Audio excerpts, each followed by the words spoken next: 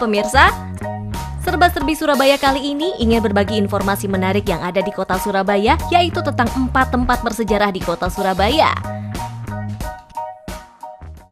Yang pertama adalah Gedung RRI.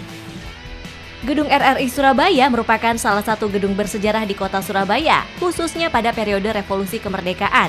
Pada zaman kolonial Belanda dulu, Gedung RRI Surabaya ini dikenal sebagai Gedung Radio Surabaya Simpang Wek. Bangunan Gedung RRI Surabaya dengan kotak-kotak warna-warni pada tembok luarnya yang berisi tulisan RRI Pro 1 sampai dengan Pro 4. Gedung RRI Surabaya menjadi bagian sejarah RRI dan sejarah radio perjuangan yang berperan besar dalam menggalang dan mengobarkan semangat perjuangan semasa revolusi fisik dan mewartakan kepada dunia. Gedung RRI Surabaya ini menjadi saksi langsung pengorbanan nyawa rakyat pada awal kedatangan pasukan Inggris di Surabaya yang bukan saja bertujuan melucuti tentara Jepang, namun juga menduduki tempat penting di Surabaya guna melapangkan jalan bagi berkuasanya kembali Belanda di satu-satunya kota besar yang masih dikuasai Republik Indonesia. Banyak jatuh korban di pihak rakyat karena minimnya pengalaman tempur dan senjata.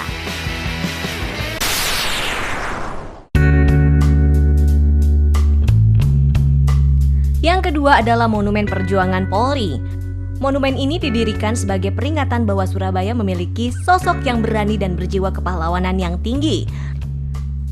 Lahir, tumbuh, dan berkembangnya Polri tidak lepas dari sejarah perjuangan kemerdekaan Republik Indonesia sejak proklamasi kemerdekaan Indonesia. Polri telah dihadapkan pada tugas-tugas yang unik dan kompleks. Selain menata keamanan dan ketertiban masyarakat di masa perang, Polri juga terlibat langsung dalam pertempuran melawan penjajah dan berbagai operasi militer bersama-sama satuan angkatan bersenjata yang lain. Kondisi seperti ini dilakukan oleh Polri karena Polri lahir sebagai satu-satunya satuan bersenjata yang relatif lebih lengkap. Klimaksnya terjadi pada tanggal 10 November 1945 yang dikenal sebagai Pertempuran Surabaya.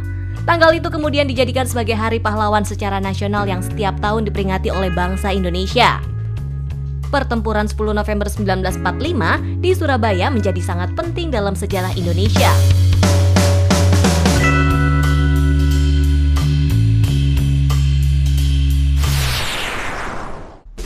Tempat bersejarah yang ketiga adalah Monumen Jenderal Sudirman yang terletak di tengah-tengah sebuah taman memanjang yang membelah Jalan Yosudarso, Surabaya. Monumen Jenderal Sudirman atau Monumen Panglima Besar Jenderal Sudirman diresmikan pada 10 November 1970 oleh Presiden Soeharto dalam rangka peringatan Hari Pahlawan.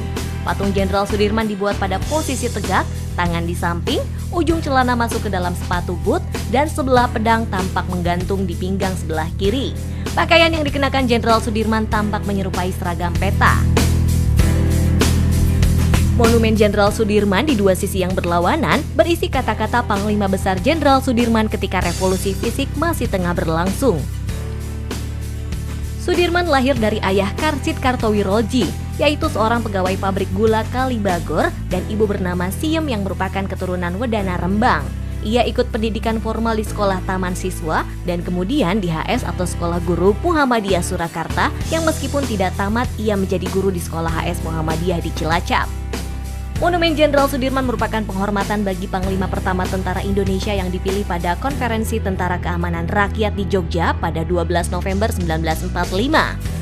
Saat itu, Sudirman yang lahir di Bodas Karangjati Purbalingga pada 24 Januari 1916 baru akan menginjak usianya yang ke-30 tahun. Monumen Jenderal Sudirman dengan kutipan kata-katanya yang diberikannya sebagai arahan kepada prajurit TKR dalam menghadapi peperangan melawan Belanda yang hendak menjajah Indonesia kembali. Panglima Besar Jenderal Sudirman meninggal dunia di Magelang pada 29 Januari 1950 di usianya yang baru saja genap 34 tahun. Jasadnya kemudian dimakamkan di Taman Makam Pahlawan Kusumanegara di Semaki, Yogyakarta. Pada 1997, pemerintah Orde Baru memberinya gelar Jenderal Besar Anumerta Bintang 5, sebagaimana yang diberikan pemerintah kepada Soeharto dan A.H. Nasution.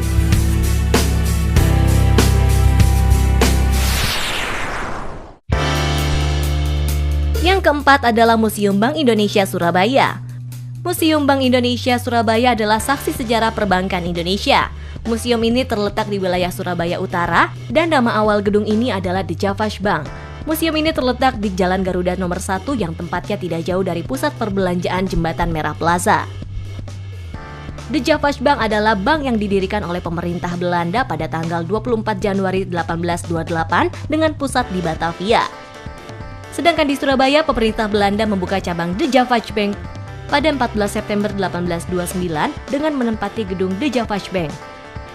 Kantor BI ini pernah dikuasai oleh pemerintah kolonial Jepang pada tahun 1942 dan The Javasch Bank itu baru beroperasi kembali pada 6 April 1946 setelah tentara sekutu masuk dan berkuasa. The Javasch Bank berubah menjadi Bank Indonesia pada 1 Juli 1953 dan untuk operasionalnya masih bertempat di gedung yang sama selama beberapa tahun. Sampai akhirnya pada tahun 1973, Bank Indonesia menempati kantor di Jalan Pahlawan 105 Surabaya karena gedung ini tidak cukup luas untuk operasional perbankan di Bank Indonesia. Sampai saat ini, Bank Indonesia masih bertempat di gedung BI Jalan Pahlawan 105 Surabaya. Pada tahun 2012, gedung The Javasch Bank berubah menjadi salah satu bangunan cagar budaya milik Bank Indonesia dan difungsikan untuk museum dan ruang pameran. Gedung The Javasch Bank merupakan gedung yang terdiri dari 3 lantai, dan yang digunakan sebagai museum dan ruang pamer adalah lantai dasar yang merupakan lantai bawah tanah atau basement. Ada beberapa ruang yang berisi koleksi mata uang kuno, koleksi hasil konservasi, dan koleksi pusaka budaya. Sebelum naik ke lantai 2, dapat dijumpai mesin-mesin yang digunakan di dunia perbankan kuno berupa alat mesin pemotong uang, alat penghitung uang, dan juga alat penghancur uang. Beberapa foto Surabaya tempo dulu juga ditampilkan dalam ruangan tersebut. Di lantai 2, berupa aula yang saat ini sering digunakan untuk ruangan pameran seni dan budaya. Dahulunya, ruangan luas ini digunakan untuk aktivitas perbankan, penyimpanan, dan penarikan uang oleh nasabah. Lantai 3 gedung ini berupa ruang arsip.